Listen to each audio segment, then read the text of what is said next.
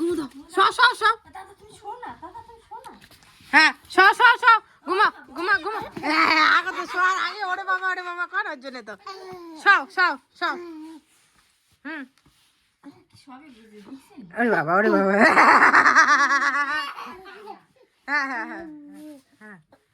হ্যাঁ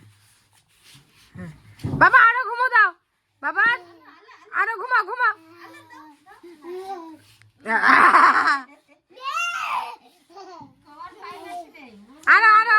আরো ঘুমা হ্যাঁ ঘুমাও সব ঘুমো দাও এখানে ঘুমাও মিথিল ঘুমাও আজ দাদা ঘুমাইছে মিথিল দাদা ঘুমাইছে হ্যাঁ ঘুমা বাবা এখানে ঘুমো আছে এখানে ঘুমো দাও না আগতে উঠেছে দেখিস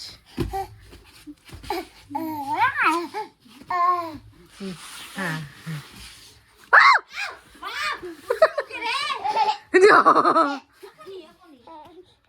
বাবি দেখিস ও করে যাচ্ছে কি চাইছে ও দাদার মতো করে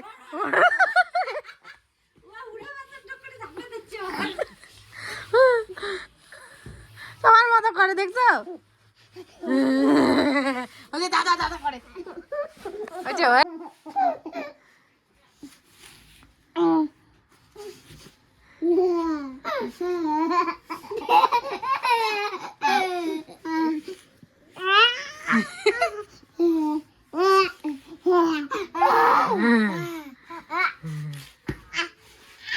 শুভ সন্ধ্যা বন্ধুরা। প্রতিদিন না হয় আমি সকালবেলায় ব্লগ শুরু করি, আজ না হয় রাতে থেকে ব্লগটা শুরু করি।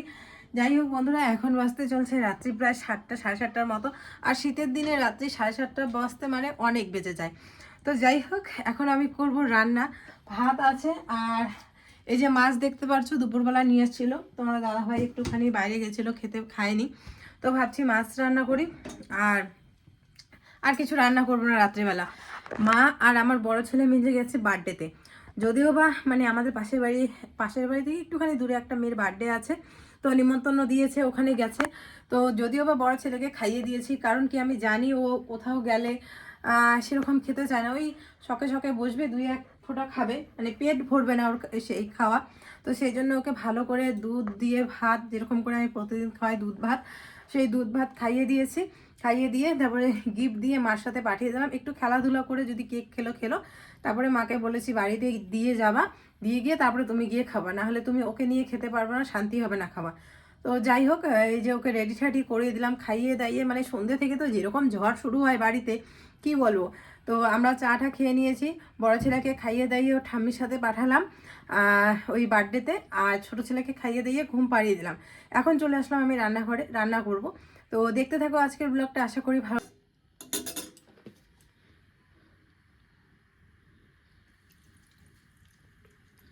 আর নিয়ে আসছে হচ্ছে পাঙ্গাস মাছ। তো পাঙ্গাস মাছে কিন্তু বেশি তেল একটা লাগে না, কারণ এই মাছ থেকে প্রচুর তেল ওঠে। তো সেই জন্য বেশি একটা তেল দিব না, অল্প তেলেই এই মাছটা রান্না হয়ে যাবে। এতটুকু তেল দিয়ে দেখবে এত তেল উঠবে যে এই তেল দিয়ে মাছ ভাজাও হয়ে যাবে, প্লাস মাছের ঝোল রান্নাও হয়ে যাবে।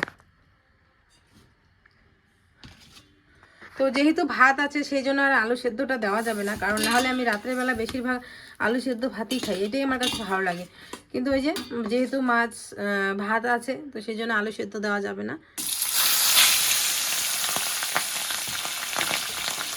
মা যেহেতু ওখানেই খাবে, তো সেই জন্য 2 পিসই রান্না করব। আর বাকি 2 পিস থাকবে, কালকে মা আর আমার ছেলে খেয়ে নেবে ভাজা। ফ্রিজে রেখে দিই।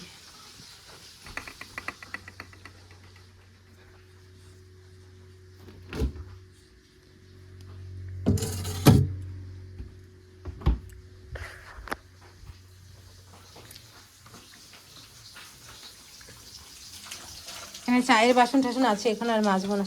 2টা বেগুন দিয়ে ঝোলটা করবো, চলো কেটে নিই।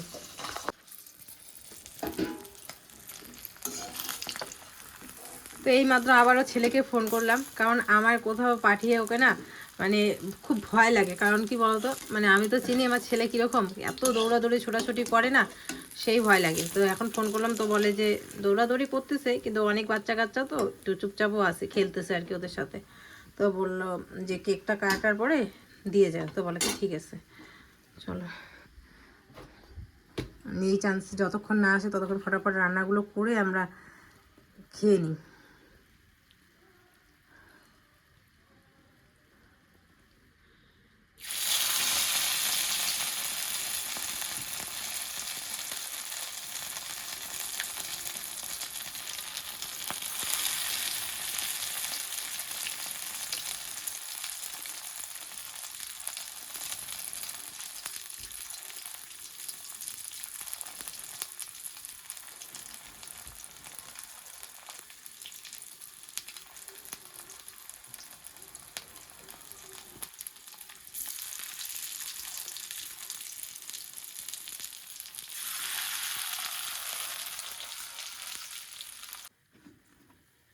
গরম গরম পকোড়াও হয়ে গেছে।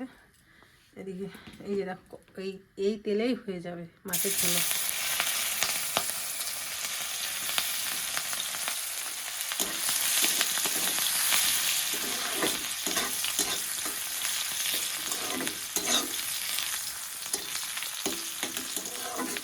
এক্সট্রা করে আর তেল দিইনি, এই মাছের এত তেল বেরোয় কি বলবো।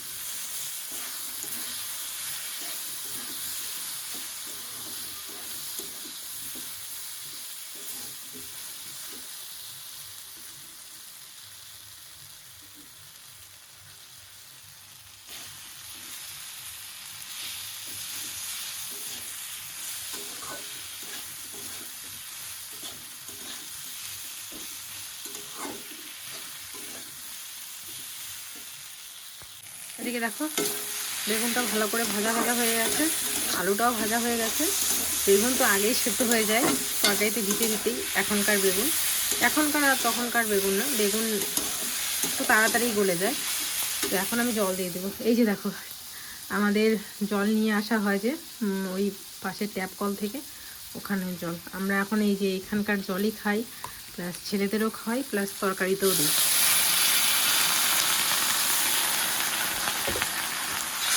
যখন ছিল না তখন কিন্তু আমরা এই কলের জলই ইউজ করতাম, কিন্তু ওই যে বলে মানুষ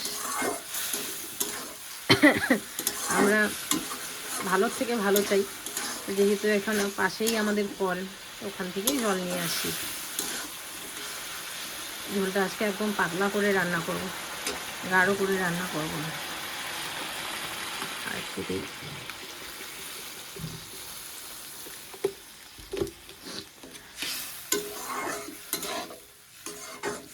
দুইজনের মতো করে রান্না করব, কারণ মা তো ওখানেই খাবে।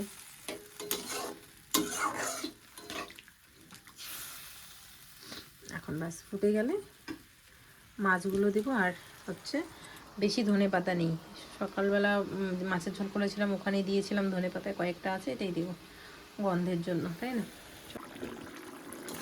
এদিকে মাছগুলোও দিয়ে দিলাম। আর নতুন আলু তো তাড়াতাড়ি সেদ্ধ হয়ে যায়, দেখো আলুগুলো মোটামুটি সেদ্ধ হয়েছে। এটা বড় কাটা হয়েছে সেটা সেদ্ধ হয়নি, বাকি সবগুলো সেদ্ধ হয়ে গেছে, হোক আর একটু। এদিকে দুপুরের ডাল আছে, এটা একটুখানি গরম বসিয়েছি, দাদাভাই খেতে পারবে। এই যে ধনে পাতাগুলো চলো ছোট ছোট করে কেটে দিয়ে দিই।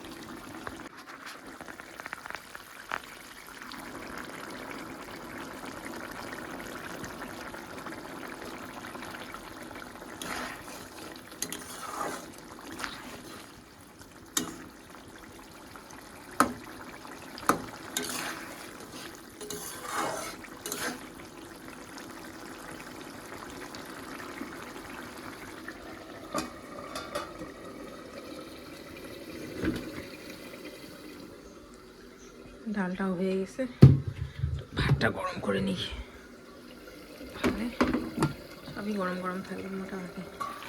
চলো আমাদের দাদা ভাইয়ের ভাত বেড়ে দিই। ভাত বেড়ে নিলাম, চলো ওকে খেতে দিয়ে দিই। ও খেলে তারপর আবার ছেলেকে নিয়ে আসতে হবে ওর। আসো গো, তাড়াতাড়ি আসো, খাওয়া দাওয়া ছেলেকে নিয়ে এসো।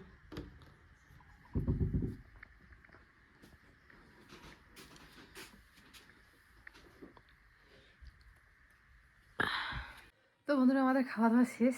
আর পুচকু এখনও আসেনি, মানে আমার বড় ছেলের কথা বলছি, এখনও আসেনি। তো ফোন করলাম আবারও, তো এখনও বলে কেক কাটিং হয়নি, তো অনেকটা লেট হলো। আর আমাদের খাওয়া দাওয়া তাড়াতাড়ি হয়ে গেছে, লেট বলতে কি ওই 8টা সাড়ে 8টা এরকম বেজে গেছে, 9টা বাজবে। আর তো যাই হোক, ফোন করলাম আবার, তো বলে যে কেকটা কাটা হয়নি, কেক কাটো, কেক খেয়ে যাওয়া যাবে। তো আমি বললাম ঠিক আছে, ওর বাবা গিয়ে নিয়ে আসবে।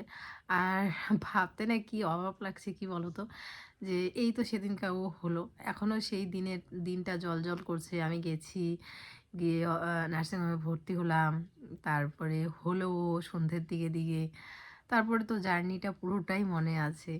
আর প্রত্যেকটা মারই থাকে, শুধু আমার বলে না, প্রত্যেকটা মারই থাকে। তো এটাই ওর বাবাকে বলতেছি যে এখন ভাবতেই অবাক লাগে না, সেদিনের আমার বাচ্চাটা, ছোটো বাচ্চাটা হলো, আর আজকে ও একা একাই বার্থডে খেতে চলে যায়। আবার কোনো দিন দেখবো আজকে ওর ঠাম্মির সাথে যাচ্ছে, আর কদিন পরে ওর বন্ধু বান্ধব ওদের সাথে যাবে, স্কুলে পড়বে, কলেজে পড়বে। সময়গুলো মাঝে মাঝে ভাবি যে কত তাড়াতাড়ি চলে যায়। আবার কোনো সময় ভাবি যে কখন যে বড় হবে, কখন যে বড় হবে। কিন্তু যখন না থাকে, এই যে 1 ঘন্টা আধা ঘন্টা হলো বাড়িতে নেই, এখন কীরকম যেন একটা ফাঁকা ফাঁকা লাগছে। কখন আসবে কখন আসবে, কতবার যে ফোন করে নিলাম এতটুকু টাইমের মধ্যেই। তো এই আর কি ব্যাপার। তো চলো আজ রাত্রে রাখছি, কাল থেকে আবার সকালবেলা কন্টিনিউ করছি ব্লগটা। হ্যালো বন্ধুরা, আমি সাধারণত যে বিষয়ে কথা বলবো আজকে মনে হলো যে না তোমাদের সাথে শেয়ার করা উচিত আমার কিছু ব্যক্তিগত মতামত। আমি এই বিষয়গুলো নিয়ে বা আরও অন্য অন্য অনেক টপিক, অনেক বিষয় থাকে, ওগুলো নিয়ে আমি সব বিষয় নিয়ে কথা আমরা বলি না। তোমরা জানো যে আমরা সবসময় ডেইলি লাইফস্টাইল বা আমাদের যেটা ডেইলি ব্লগ হয় সেটাই আমরা যেহেতু দেখাই, তো সেই ক্ষেত্রে কিন্তু আমরা কখনো আরও যে আদার্স অনেক টপিক আছে সেগুলো নিয়ে খুব কম কথা বলি। আমরা ওই ডেইলি ব্লগ দিতেই স্বাচ্ছন্দ্য বোধ করি, পছন্দ করি। ওটাই আমাদের চ্যানেলের একটা কি বলবো এটা। তো যাই হোক, বিষয়টা হচ্ছে যে কিছুদিন ধরেই যেটা তোমরা অনেকেই জানো, অনেকেই দেখছো, শুনছো আশেপাশে, তো আমার কানেও আশেপাশে অনেক খবর আসছে, বা আমাদের বাড়িতেও এরকমটা হয়েছে, যেটা হচ্ছে এই যে এসআইআর নিয়ে তো আমরা কথা বলি না, বলিনি এর আগে। আজকে আমি বলতে বাধ্য হচ্ছি যে এগুলো কি হচ্ছে আসলে, মানে এসআইআরের নামে এগুলো কি হচ্ছে। কালকে একটা ভাইয়ের ভিডিও দেখলাম, আমারই খুব নিয়ারেস্ট, হ্যাঁ, ছোটো ভাই, কালকে ও একটা ফেসবুকে দেখলাম, মানে ও এইসব বিষয় নিয়ে কথা বলে না, কিন্তু বাধ্য হয়ে ভিডিওটা পোস্ট করেছে যে কিনা ও আমাদেরই রাজবংশী ছেলে, এখানকার আদি ভূমিপুত্র, এখানকার আমাদের 14 পুরুষ আমাদের এখানকারই এখানেই ছিলেন। তো ওই কথাগুলো ওই ভাইটাও বলছে ভিডিওতে, যেগুলো বাস্তব কথা। ভাইয়ের বক্তব্য ছিল যে এখানে আমার বাবার বাবা বাসস্থান এখানেই ছিল, এখানেই জন্মগ্রহণ করেছিল। তো তারপরেও কেন হিয়ারিংয়ের জন্য নোটিশ আসবে? আচ্ছা, ভুলটা কার, কেন আসলো সেটা হচ্ছে বড় কথা। নোটিশটা এই তার মানে নোটিশ আসছে, তার মানে ওকে যেতে হবে একটা হিয়ারিংয়ের জন্য। যেটা আমি দেখতে পাচ্ছি দুদিন ধরেই, যে এত ভিড়, লম্বা লাইন, সেখানে গিয়ে সকালবেলা গিয়ে রাতের বেলা বাড়ি আসায় সেই লম্বা লাইনে একটা পরিশ্রম, এই যে একটা মানুষ, সাধারণ মানুষের যে একটা হয়রানি হচ্ছে, কাজ ফেলে, সংসারের কাজ ফেলে যেতে হচ্ছে। কেন যেতে হচ্ছে? কারণ ভয়, আতঙ্ক, যে এসআইয়ের নামে কী হচ্ছে, যদি না যাই তাহলে তো নামটা কেটে নেওয়া হবে। তো এই যে ভুলগুলো তো নিশ্চয়ই তাদের না, তাদের তো 14 পুরুষ এখানের জন্মগ্রহণ করা। তাহলে ভুল করে মিসম্যাচ দেখাচ্ছে স্পেলিং বা আরও মানে যে সমস্যাগুলো আছে, সেই সমস্যাগুলো কার ফল্ট? কার? নিশ্চয়ই আমাদের না। তো আমিও রিলেট করতে পারছি, কারণ আমাদের বাড়িতেও হয়েছে এরকমটা ঘটনা। একটা স্পেলিং বা একটা কিছু সমস্যার জন্য, ছোট সমস্যার জন্য তাকে পাঠানো হচ্ছে হিয়ারিংয়ে। কেন হবে এরকমটা? নির্বাচন কমিশন আজকে কি করছে? মানে পাগল হয়ে গেছে নির্বাচন কমিশন বন্ধুরা, বলতে বাধ্য হচ্ছি। এআই দিয়ে সব কাজ করালে তো এরকম হবেই। হ্যাঁ, এখন অনেকেই তোমরা পছন্দ করবে না এই কথাগুলো, কারণ হচ্ছে যে বলবে যে হ্যাঁ জ্ঞান দিতে আসছো। জ্ঞান দিতে আসিনি। আজকে আমরা যারা সাধারণ মানুষ, গ্রামে খেটে খাওয়া মানুষ, একটা দিন সারাদিন চলে যাওয়া মানে হিয়ারিংয়ে, সেটা মানে কতটা ক্ষতি হতে পারে সেটা একবার ভেবেছে? এই যে হয়রানি করা হচ্ছে মানুষকে। আমি কিন্তু এখানে কোনো রাজনৈতিক প্রসঙ্গে যাচ্ছি না। আমি যেটা দেখতে পাচ্ছি চোখে, আমি যেটা রিলেট করতে পারছি, আমি কিন্তু সেটাই তোমাদের সাথে শেয়ার করছি। আমার খুব খারাপ লাগলো। কালকেও আমি দেখলাম ওই ভাইটার বাবা নেই, ও সংসারের খুব কম বয়সে বিয়ে করেছে, শিক্ষিত ছেলে, কিন্তু ও যে কোনো একটা কাজ করে, কর্মসংস্থানে আছে বা নিজে কিছু করছে, তাকে সেই দিনটা স্যাক্রিফাইস করে একটা ভুল, ওনারদের ভুলের জন্য তাকে যেতে দৌড়াতে হচ্ছে ব্লক অফিসে। হ্যাঁ, সেখানে গিয়ে লম্বা একটা লাইন, সেই লম্বা লাইন